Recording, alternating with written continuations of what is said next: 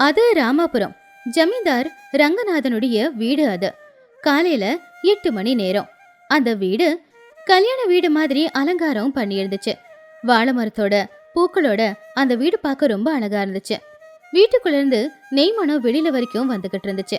அந்த வீட்டு சமையல்கார பீம வீட்டுக்குள்ள பாயசம் செஞ்சுக்கிட்டு இருந்தான். ரங்கநாத பட்டு துணியை உடுத்திக்கிட்டு கழுத்துல தங்க செயினை போட்டுக்கிட்டு அங்க இங்கன்னு சுத்தி வந்துகிட்டு இருந்தான். என்னடா பீமா, லட்ட தயாரிச்சாச்சா? நான் ஜமீன்தார என் வீட்டுல செய்யற சமையல் இது.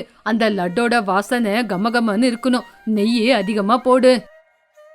பீம பயந்துகிட்டே ஒரு சின்ன கிண்ணத்துல பாயசத்தை கொண்டு வந்து கொடுத்தான்.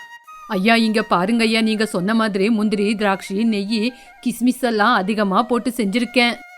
ஜமீன்தார் அந்த பாயசத்தை குடிச்சு பார்த்துட்டு, இதோட ருசி நல்லாதான் இருக்கு. இன்னும் கொஞ்சம் ஏலக்காய் தூள் போடு, வாசனை இன்னும் பயங்கரமா இருக்கும். நம்ம வீட்டுக்கு கலெக்டரு, தாசில்தாரரு, அதே மாதிரி இன்னும் நிறைய பெரிய மனுஷங்கள்லாம் வராங்க. அப்போ பின்னாடி நின்னுக்கிட்டு இருந்த ராமையா, ஐயா, உங்களோட இந்த சாப்பாடு ஏற்பாடு பத்தி ஊர் ஜனங்கள்லாம் ரொம்ப பெருமையா பேசிக்கிறாங்க. உங்க வீட்டுல சாப்பிடுறதுக்கு அந்த கடவுளே வருவாருன்னு சொல்றாங்க. ரங்கநாதன் ரொம்ப பெருமையா, ஆமா சீதாராமா, என்னோட தகுதிக்கு எல்லாருமே வருவாங்க. ஆமா, எல்லாரும் வந்துட்டாங்களா? ஐயா, எல்லாரும் வந்துட்டு இருக்காங்க. இருந்தாலும் நம்ம ஊர்ல இருக்கிற ஏழைங்க கூட நம்ம வாசப்படியிலே வந்து நிக்கிறாங்க. அவங்களுக்கு ஏதாவது கொடுக்கறதா? அத கேட்ட ஜமீன்தார், சிச்சி, இன்னைக்கு பணக்காரங்களுக்கு மட்டும்தான் நான் சாப்பாடு ஏற்பாடையே செஞ்சிருக்கேன். அந்த மாதிரி பிச்சைக்காரங்கெல்லாம் வந்து நின்னா அவங்க போட்டிருக்கிற துணியை பார்த்தா வந்த பெரிய மனுஷங்கள்லாம் வாந்தி எடுத்துக்கிட்டு போயிடுவாங்க. அவங்கள பின்னாடி இலை பொறுக்கிற இடத்துக்கு வர சொல்லு. அப்போ பார்வதி உள்ள இருந்து வெளியில வந்து, எங்க அப்படியெல்லாம் பேசாதீங்க.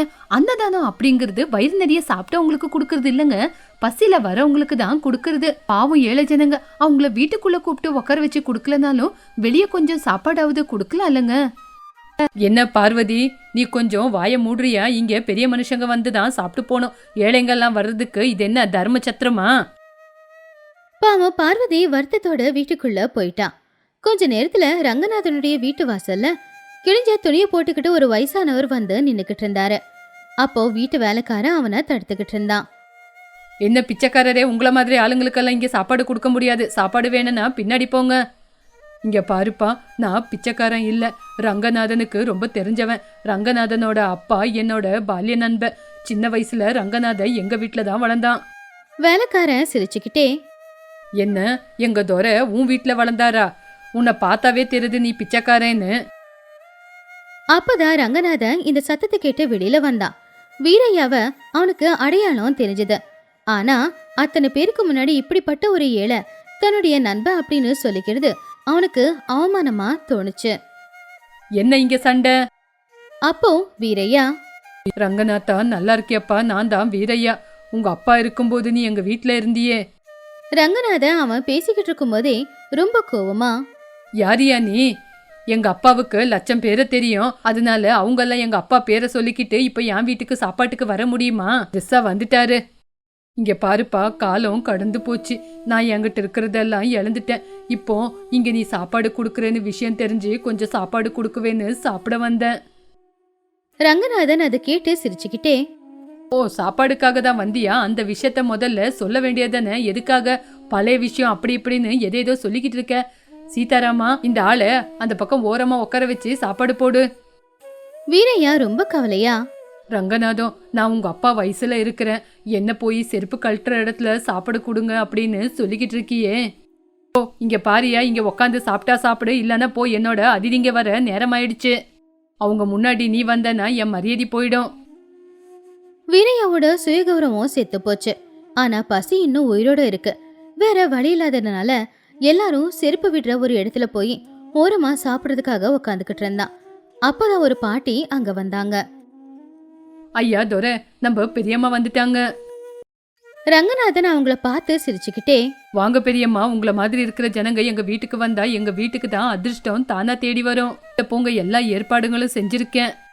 அது கேட்டு அந்த பாட்டி, சாப்பாடெல்லாம் நல்ல ஏற்பாடு பண்ணிருக்கேன்னு நினைக்கிற ரங்கநாதம், வாசனையே பயங்கரமா இருக்கே. அம்மா, எல்லாம் உங்களோட தய. வாங்கம்மா, முதல்ல வீட்டுக்குள்ள வந்து சாப்பிடுங்க அப்படின்னு அந்த பாட்டி வீட்டுக்குள்ள போகும்போது திடீர்னு அவங்க பார்வை வீரையா மேல போச்சு. வீரையாவோட கண்ணுல கண்ணீர் இருந்துச்சு. அவங்களுக்கு ஒன்னும் புரியல. அதுக்கப்புறமா என்ன நடந்திருக்கும்னு தெரிஞ்சுக்கிட்டாங்க. ரங்கநாதம் அந்த மூலையில உக்காந்து இருக்கிறது யாருப்பா? பெரியம்மா, அது யாரோ அனாதைங்க சாப்பாடுக்காக வந்திருக்காங்க. அதனாலதான் அப்படி மூலையில உட்கார வச்சு கொஞ்சம் சாப்பாடு போடலான்னு உட்கார வச்சிருக்கேன். பாட்டி கம்பீரமா, அனாதையா? எனக்கு தெரிஞ்ச மாதிரி அவன் அவன் வீரையா தானே. ஒரு தடவை உங்க அப்பாவுக்கு கஷ்டம் வந்தப்போ அவன்தான் அவன் கையில இருக்கிற நகையை கொடுத்து உங்க அப்பாவை காப்பாத்துனான். அதை கேட்டு ரங்கநாதனுக்கு என்ன சொல்றது அப்படின்னு புரியாம, அவரோட நிலைமைய வேற என்னோட நிலைமைய வேற. என் பக்கத்துல நிக்க கூட அந்த ஆளுக்கு அருகதை இல்ல. அதை கேட்டு அந்த பாட்டி, சரி, உன்னோட இஷ்டம். அருகதை இருக்கிறவங்க மட்டும்தான் உள்ள போய் உக்காந்து சாப்பிடணும்ல. பாட்டி வீட்டுக்குள்ள போனாங்க. அப்போ அவங்களுக்காக அவங்க வீட்ல என்னெல்லாம் சமைச்சாங்களோ எல்லாத்தையுமே கொண்டு வந்து ரங்கநாதனே அந்த பாட்டியோட இலையில பரிமாறிக்கிட்டு இருந்தான். பெரியம்மா, இந்தாங்க, உங்களுக்காக பிரியாணி, சிக்கன் எல்லாம் இருக்கு, நல்லா சாப்பிடுங்க. ஆனா பாட்டி அந்த சாப்பாட சாப்பிடல. அவங்க கையில போட்டிருந்த தங்க வளையலை எடுத்து அங்க இருந்த பாயசத்தோட பாத்திரத்துல போட்டாங்க. அப்படி பட்டு புடவை முந்தானியை எடுத்து அங்க இருக்கிற குழம்புல போட்டாங்க. ரங்கநாதனுக்கு ஒண்ணுமே புரியல. பெரியம்மா, உங்களுக்கு என்ன ஆச்சு? பைத்தியம் பிடிச்சிருக்கா? வளையலுக்கு பாயசத்தை குடுக்கறீங்க, சாம்பாருக்கு பட்டு புடவையை குடுக்கறீங்க. வந்தவங்க எல்லாருமே சாப்பிடுறத நிப்பாட்டிட்டு ஆச்சரியமா பாத்துக்கிட்டு இருந்தாங்க. பெரியம்மா, எதுக்காக நீங்க இப்படி பண்றீங்க? தெய்வத்துக்கு சமமான சாப்பாடை இப்படி வேஸ்ட் பண்றீங்க. நான் சாப்பாட்டுக்கு அவமானம் பண்றேனா? இல்லடா. ரங்கநாதன் சாப்பாட்டுக்கு கூப்பிட்டது என்ன இல்லடா. நான் போட்டிருக்கிற பட்டு புடவைய, நான் போட்டிருக்கிற தங்க கொலுச, நான் போட்டிருக்கிற தங்க வளையல தானே. என்ன பெரியம்மா அப்படி சொல்றீங்க? நான் உங்களை தானே கூப்பிட்டேன். இல்லப்பா ரங்கநாதம், நீ என்னைய கூப்பிட்டு இருந்தேனா என்ன மாதிரி மனுஷனான அந்த வீரையாவும் வீட்டுக்குள்ள கூப்பிட்டுருப்பல. எனக்கு எப்படி பசி எடுக்குதோ அப்படிதானே அவனுக்கும் பசி எடுக்கும்.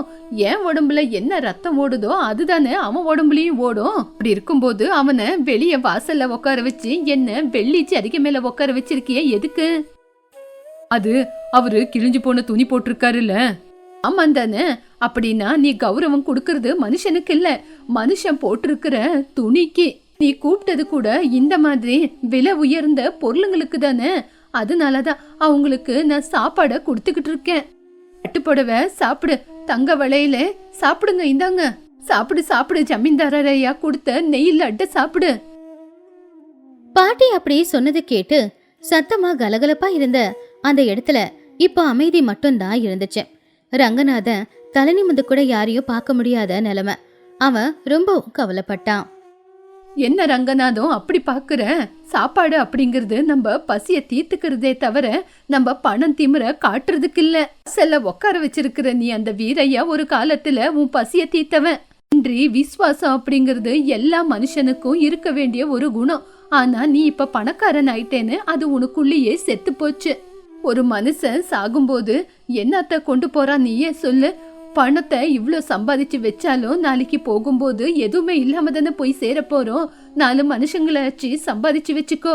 ரங்கநாதோடைய முகத்துக்கு முன்னாடி அவங்க அப்பாவோட முகமும் வந்துச்சு. அவர் சொன்ன வார்த்தைகளும் ஞாபகத்துக்கு வந்துச்சு. ரங்கநாதர் ரொம்ப கவலையா, பெரியம்மா என்ன மன்னிச்சிடுங்க. எங்க அப்பாவோட ஸ்தானத்துல பார்க்க வேண்டிய அந்த பெரியவரை என் பண திமிருல நான் ரொம்பவே அசிங்கப்படுத்திட்டேன்.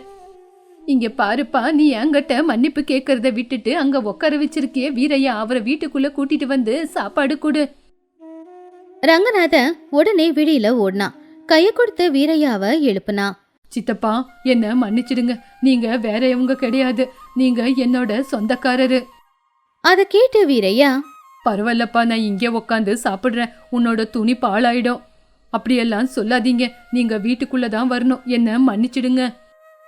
ரங்கநாத வீரையாவோட கைய பிடிச்சுக்கிட்டு அவனை உள்ள கூட்டிட்டு வந்து பாட்டி பக்கத்துல அவனை உட்கார வச்சு அவனுடைய கையாலேயே வீரையாவுக்கு பரிமாறினான். வீரையா வந்திருக்கிறவங்க எல்லாருமே வயிறார சாப்பிட்டாங்க. ரங்கநாதன் பண்ணதை பார்த்து எல்லாரும் கை தட்டினாங்க. அப்ப பார்வதி பார்த்து, உங்க பொண்டாட்டின்னு சொல்றது இன்னைக்குதான் எனக்கு பெருமையா இருக்குன்னு சொன்னான். பாத்திய ரங்கநாதோ, இதுக்கு முன்னாடி நீ பரிமாறும்போது திமிருத்தனம் அப்படிங்கிற வாசனை வந்தது. ஆனா இப்ப நீ பரிமாறும்போது அன்பு அப்படிங்கிற வாசனை வருது. ரங்கநாதோ, நீ ஏற்பாடு பண்ணிருக்கிற இந்த சாப்பாடு அமிர்த மாதிரி இருக்கு. அன்னையில இருந்து ரங்கநாதனுடைய வீட்டுக்கு யார் வந்தாலும் ஏழைங்க பணக்காரங்க அப்படின்னு வித்தியாசம் இல்லாம எல்லாரையும் ஒரே மாதிரி நடத்தினா. எல்லாருக்கும் ஒரே விதமான சாப்பாடு போட்டு அவங்கள திருப்தியா வீட்ல இருந்து அனுப்பி வச்சுக்கிட்டு இருந்தான். இந்த கதையில இருக்கிற நீதி என்னன்னா, அதிதி தேவோபவான்னு சொல்லுவாங்க. வீட்டுக்கு வந்த விருந்தாளிங்க தெய்வத்துக்கு சமம் அப்படிங்கிறது இதுக்கான அர்த்தம்.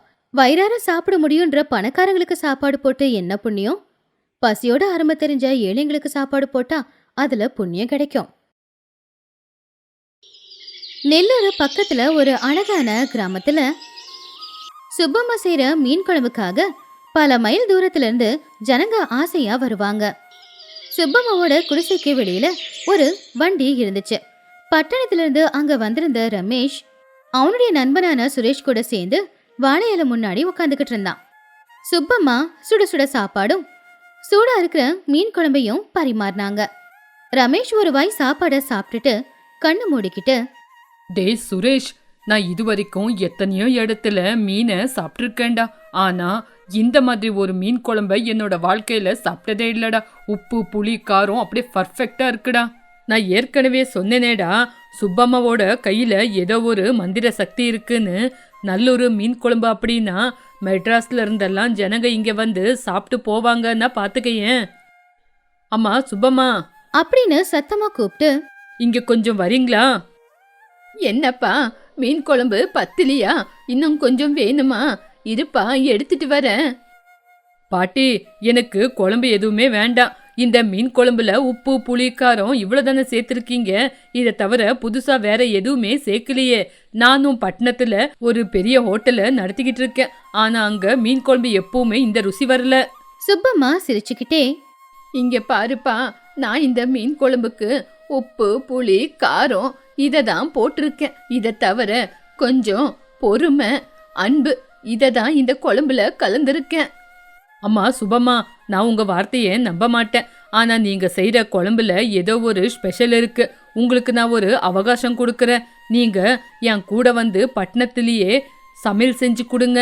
நீங்க அங்க வந்து சமைக்கிறது வேண்டாம். எப்படி சமைக்கணும்னு சொன்னா போதும். உங்களுக்கு 2 லட்ச ரூபாய் சம்பளம் கொடுக்கறேன். ஐயோ, ₹1,00,000 சம்பளம் எனக்கு எதுக்குப்பா? நான் இந்த ஊரை விட்டு வரவே மாட்டேன். என்னோட இந்த ஊரு மண் பாத்திரம் அடுப்பு இதை எல்லாமே விட்டுட்டு உன் கூட நான் பட்டணத்துக்கு வர மாட்டேன்ப்பா. நீங்கம்மா, நீங்க சமையல் செய்யற விதானத்தை எனக்கு சொல்லி கொடுங்க. என் ஆளையும் இங்கே வர சொல்றேன். நான் செய்யற இந்த மீன் குழம்புல புதுசா விசேஷம்னு எதுவுமே இல்லப்பா. ஆனா நீங்க உங்களோட பட்டணத்துல பெரிய பெரிய பாத்திரத்துல கேஸ்ல சீக்கிரமா சமையல் முடியட்டும் அப்படின்னு சமைப்பீங்க. ஆனா நான் மண் பாத்திரத்துல சமைப்பேன். இங்க பாருங்கம்மா, நாங்க இந்த காலத்துலலாம் சிட்டில சமைக்கிற மாதிரியே தான் கேஸ்ல சமைக்கிறோம். அதனால ருசி வரலன்னு சொல்றீங்களா? சூடு எங்கிருந்து பட்டா என்ன, மீன் வெந்தா போதாதான்? நான் உங்களுக்கு செஞ்சு காட்டுறேன் பாருங்க. ஓஹோ, அப்படியா? சரிப்பா, எழுதிக்க சொல்றேன். இந்த குழம்புக்கு எவ்வளோ புளி எவ்வளோ மாங்காய் போடுறோன்னு சொல்றேன். எல்லாத்தையும் குறிச்சு வச்சுக்கோ. ஒரு வாரத்துக்கு அப்புறமா நெல்லூர் டவுன்ல ரமேஷ் சுப்பம்மாவோட மீன் குழம்பு அப்படிங்கிற பேரை வச்சு ஒரு கடையை திறந்தான். சமையல் அறையில ரமேஷும் இருந்தான். அதே மாதிரி முக்கியமா சமைக்கிற சமையல்கார மூர்த்தியும் இருந்தான். மூர்த்தி, சுப்பம்மா சொன்னது இப்படிதான். 1 கிலோ மீனுக்கு 1.5 கிராம் புளி, அதே மாதிரி 2 மாங்காய், அதுக்கப்புறம் உப்பு புளி காரம். நீங்களும் அதே மாதிரி சமைச்சு வைங்க.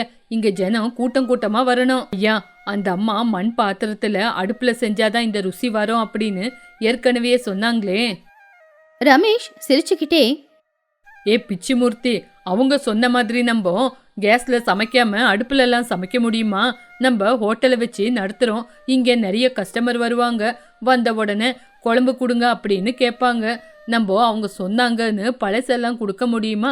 ஃப்ரெஷ்ஷாக தான் அவங்க கேட்ட உடனே 10 நிமிஷத்துல சமைச்சு கொடுக்கணும். அவங்களுக்கு ஏற்ற மாதிரி சீக்கிரமா செஞ்சு முடிச்சிரு.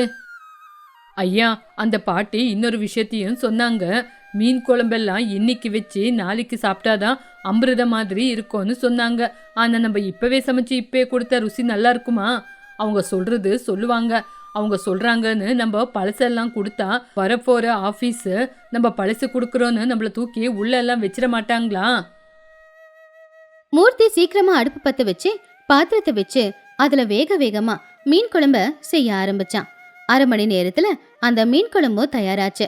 கலர் பாக்குறதுக்கு நல்லா சிகப்பாதான் இருந்துச்சு. சபாஷ், அந்த சுப்பம்மா சமைக்கிற மாதிரியே இருக்கு குழம்பு பார்க்க. வாசனையும் தடபுடலா இருக்கு. சாப்பிட சில பேர் வந்து உட்காந்துக்கிட்டு இருந்தாங்க. நெல்லூர் மீன் குழம்பு கொண்டு வாங்கன்னு சொன்னாங்க. அப்போ அந்த நெல்லூர் மீன் குழம்ப சாப்பிட்டு பார்த்த ஒருத்தர், என்னது இது? இதுவா நல்லூர் மீன் குழம்பு?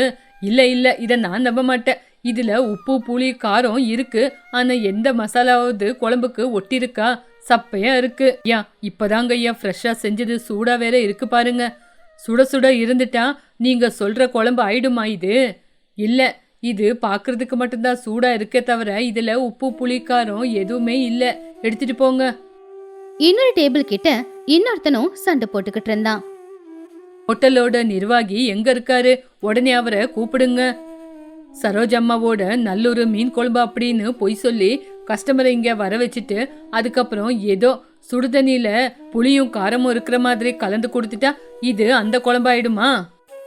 ரமேஷ் உடனே அங்க வந்து, ஐயா ஏன்யா அப்படி சொல்றீங்க? சுப்பம்மா சொல்லி கொடுத்த மாதிரி தான் நானும் சமைச்சுக்கிட்டு இருக்கேன். நீ உன் கடையில வியாபாரம் ஆகட்டும்னு வாய்க்கு வந்த மாதிரி எதேதோ சொல்லுவ. உன்னை நம்பி நான் காசை கொடுக்க முடியுமா? இந்த மீன் குழம்பு எனக்கு பிடிக்கல, நான் உனக்கு காசே கொடுக்க மாட்டேன். வந்தவங்க எல்லாரும் திருப்தியா சாப்பிடாம எழுந்திருச்சு போயிட்டாங்க. ரமேஷ் தலைமையில கை வச்சு உக்காந்துட்டான். மூர்த்தி பயந்துகிட்டே இருந்தான். என்ன மூர்த்தி, நம்ம குழம்பு இன்னைக்கு நல்லாவே இருக்குல்ல? அந்த பாட்டி சொல்லி கொடுத்த மாதிரி தானே நம்ம செஞ்சோம். இன்னைக்கு அந்த பாட்டி நம்மளுக்கு தப்பா சொல்லி கொடுத்துட்டாங்களா? அதனாலதானா? ஐயா அவங்க சொல்லி கொடுத்த மாதிரி தான் நம்மளும் செஞ்சோம், ஆனா ருசியே வரல. சுப்பம்மா அவங்க ஏதோ நம்மளுக்கு தப்பு தப்பா சொல்லி கொடுத்து மரியாதையை எடுத்துட்டாங்க. வா போயிட்டு வரலாம்.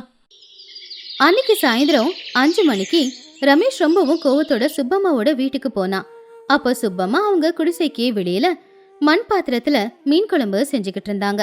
ரமேஷ் ரொம்பவும் கோவமா, சுப்பம்மா நீங்க என்ன வேலையை செஞ்சிட்டீங்க?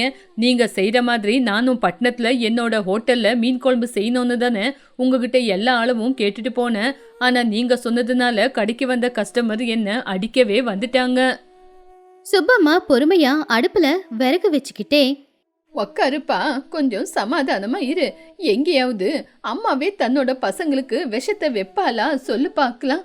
நான் போய் தப்பா சொல்லி கொடுப்பேனா? முதல்ல நீ எப்படி சமையல் செஞ்சேன்னு சொல்லு, தப்பு எங்க நடந்ததுன்னு பார்க்கலாம்.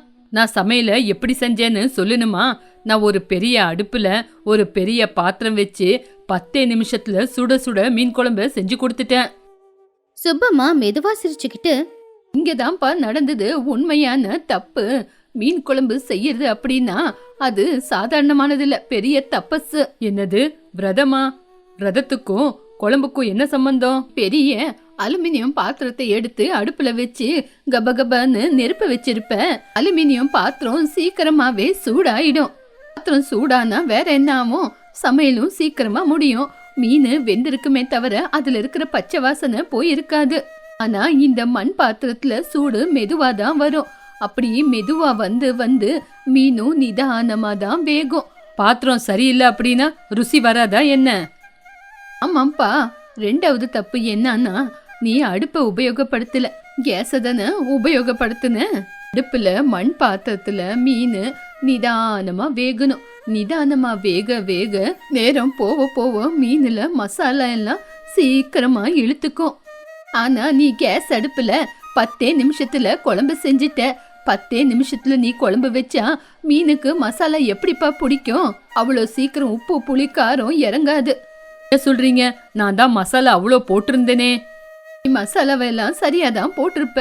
இருந்தாலும் நீ செஞ்ச 3வது தப்பு என்னன்னா நீ 10 நிமிஷத்துல சமைச்சு குழம்ப கொடுத்துட்ட. நல்லொரு மீன் குழம்பு அப்படின்னா என்ன? இன்னைக்கு செஞ்ச மீன் குழம்ப மறுவது நாள் கொடுக்கறது. நீ இன்னைக்கு சமைச்ச மீன் குழம்ப நாளைக்கு பரிமாறுனா அதுல மசாலா நல்லாவே இழுத்திருக்கும். மீனோட ருசியும் நல்லா இருந்திருக்கும். மீனுல மசாலா எல்லாம் நல்லா ஊறி முள்ளு தனியா வந்திருக்கும். மீனும் கட்டியா இருக்கும். சாப்பிடவே அமிர்த மாதிரி இருந்திருக்கும். நைட்டிடி வச்சு கொடுத்தா அது கெட்டு போயிடாதா? இல்லப்பா, மீன் குழம்பு அவ்வளவு சீக்கிரம் கெட்டு போவாது. அதுல புளி உப்பு இருக்குல்ல, அந்த புளி உப்பு அத காப்பாத்தும். அதுவும் இல்லாம நம்ம மீன் குழம்ப மண் பாத்திரத்துல செஞ்சா மண் பாத்திரம் எப்பவுமே சில்லுன்னு தானே இருக்கும். அதனால அதுல என்ன சமைச்சாலும் அது கெட்டே போவாத மாதிரி பாத்துக்கும். ரமேஷ் தலை குனிஞ்சு, அப்படின்னா நான் அவசரப்பட்டதுனால தான் எல்லாமே நடந்துச்சா? இயற்கைக்கு அப்படின்னு சில நேரம் இருக்கு. ஒரு புள்ளத்தாச்சியா இருக்கிற பொம்பளை 9 மாசம் குழந்தைய வயித்துல சுமந்தா மட்டும்தான் அந்த குழந்தை வெளியே வரும். அதை விட்டுட்டு 9 நாள்ல வெளியே வா அப்படின்னா அது வருமா? மீன் குழம்பும் அந்த மாதிரி தான். ரமேஷ்க்கு அப்பதான் அறிவு வந்துச்சு. அவன் அடுத்த நாள் மூர்த்திய வர சொல்லி ஹோட்டலுக்கு பின்னாடி இருக்கிற காலி இடத்துல விறகடுப்ப மூட்ட சொல்லி சொன்னான். அப்படியே ஒரு மண் பாத்திரத்தையும் கொண்டு வந்தான். இங்க பாருங்க மூர்த்தி, இன்னைக்கு புதுசா சமைக்கிறோம். இல்ல இல்ல, பழைய காலத்து முறை மாதிரி இன்னைக்கு நம்ம மீன் குழம்ப செய்ய போறோம். ஐயா, அடுப்புல புகை வரும். வந்த கஸ்டமர் எல்லாம் போக மாட்டாங்களா? இல்ல இல்ல, வந்த கஸ்டமர் யாருமே போக மாட்டாங்க. யாராவது மீன் குழம்பு கேட்டாங்கன்னா இன்னைக்கு இல்ல நாளைக்கு வாங்க அப்படின்னு அவங்களெல்லாம் சொல்லி வாபஸ் அனுப்பி வச்சிடுங்க. ரமேஷ் மூர்த்தி 2 பேருமே விறகடுப்ப பத்த வச்சு அதுல மண் பாத்திரத்தை வச்சு மீனை போட்டு புளிய கரைச்சி ஊத்தி மாங்காவை போட்டு பொறுமையா நெருப்பு வச்சு 1 மணி நேரம் கொதிக்க வச்சாங்க. அந்த மனம் அந்த இடம் முழுக்க பரவுச்சு. ஐயா, மீன் குழம்போட வாசனை ரொம்ப பயங்கரமா வருது, இறக்கட்டுமா? ஆ, சரி சரி, மீன் குழம்ப இறக்கி அந்த பக்கமா வச்சிருங்க. ஆனா யாருமே இன்னைக்கு ருசி பார்க்க கூடாது. யாராவது அதுல கைய வச்சா கைய வெட்டிடுவேன். நாளைக்கு தான் இதோட ருசி பார்க்கணும். அடுத்த நாள் மதிய நேரம் நேத்து திட்டிட்டு போனவங்க எல்லாரும் மறுபடியும் சாப்பிடறதுக்காக வந்தாங்க. அவங்களுக்கு ரமேஷ் அவன் கையார பரிமாறினான். என்ன ரமேஷ், இன்னைக்கு கூட புளித்தண்ணி தானா? இல்ல இல்ல, இன்னைக்கு நாங்க சமைச்சிருக்கிறது அமிர்தம். இன்னைக்கு மட்டும் குழம்பு நல்லா இல்லன்னா இதுக்கப்புறம் ஹோட்டல்ல நான் மூடிடுறேன் பாருங்க. அவன் சந்தேகத்தோடவே கொஞ்சம் சாப்பாடு எடுத்து சாப்பிட்டு பார்த்தான். அவ்வளவுதான், அவன் கண்ணு 2 பெருசாக்கி முகத்துல சந்தோஷத்தை வெளிப்படுத்தினான். அட ரமேஷண்ண, நீங்க சொன்ன மாதிரி குழம்பு அமிர்த மாதிரி தான் இருக்கு. இத்தனை நாளா இந்த மாதிரி ஒரு அமிர்தத்தை எங்க ஒளிச்சு வச்சிருந்தீங்க? நான் இனிமே இங்க தான் வருவேன். இல்லையா குண்டூரு மீன் குழம்பு அப்படின்னா? ரமேஷ் சிரிச்சுக்கிட்டே, இதோட ருசி என் கையில இல்ல. என்னோட திமிரெல்லாம் பக்கத்துல வச்சு இன்னைக்கு நான் மண் பாத்திரத்துல அடுப்புலயே சமைச்சது. நேத்து சமைச்சது இன்னைக்கு உங்களுக்கு கொடுக்கறேன். இந்த ருசி மீன் குழம்ப சாப்பிடுறதுக்கு எவ்வளோ காசு வேணாலும் கொடுக்கலாம். நாளைக்கும் இங்கே வருவேன். ரமேஷோட கண்ணுல இருந்து கண்ணீர் வந்துச்சு. அவன் மனசுக்குள்ள சுப்பம்மா பாட்டிக்கு நன்றியே தெரிவிச்சான். அன்னையிலிருந்து ரமேஷோட அந்த ஹோட்டல் ரொம்ப ஃபேமஸா நடக்க ஆரம்பிச்சுது. அவன் எப்பவுமே குறுக்கு வழிய தேடல. தினமும் சாயந்தர நேரம் சமைச்சு அடுத்த நாள் அத பரிமாறிக்கிட்டு இருந்தான். புதுமை அப்படிங்கிற பேருல பழச மறக்க கூடாது. சில குழம்புக்கு சுவையெல்லாம் பழைய முறையில செஞ்சாதான் வரும் அப்படிங்கறத அவன் புரிஞ்சுக்கிட்டான். சுப்பம்மா பாட்டி சொன்ன சின்ன ரகசியம் அவனுடைய வாழ்க்கையே மாத்திடுச்சு. இந்த கதையில இருக்கிற நீதி என்னன்னா, எல்லா விஷயத்திலயும் பொறுமை வேணும். அதுலயும் சமைக்கிறதுல ரொம்ப பொறுமை வேணும். அவசர அவசரமா சமைக்கிறது எப்பவுமே சுவையா இருக்காது. பொறுமையா, அது கூடவே கொஞ்சம் பாசத்தோட சமைச்சிங்கன்னா எந்த சாப்பாடா இருந்தாலும் சரி அதோட சுவை பல மடங்கு அதிகமாகும்.